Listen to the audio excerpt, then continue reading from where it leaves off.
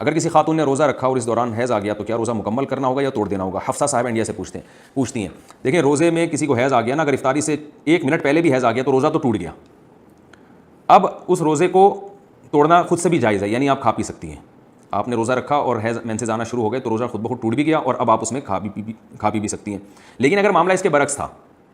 کہ آپ کو حیض آیا ہوا تھا جس کی وجہ سے, یعنی کسی خاتون کو حیض آیا ہوا تھا جس کی وجہ سے انہوں نے روزہ نہیں رکھا رمضان میں, اور اب مینسز آنا بند ہو گئے, یعنی روزے کے دوران بلیڈنگ ختم ہو گئی, تو روزہ تو نہیں ہوا, لیکن جیسے ہی بلیڈنگ ختم ہوئی ہے تو عورت پر لازم ہے کہ اب وہ کھانا پینا چھوڑ دے, یعنی روزے داروں کی طرح رہنا اس پہ واجب ہو جائے گا.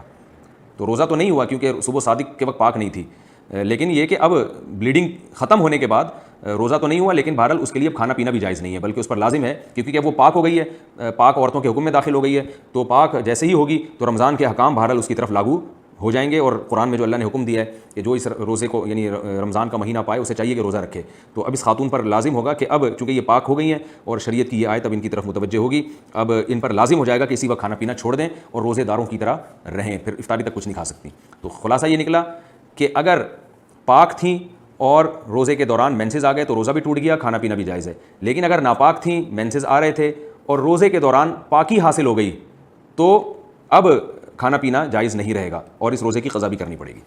لیکن یہ رمضان کے روزے کے بارے میں نے آپ کو بتایا.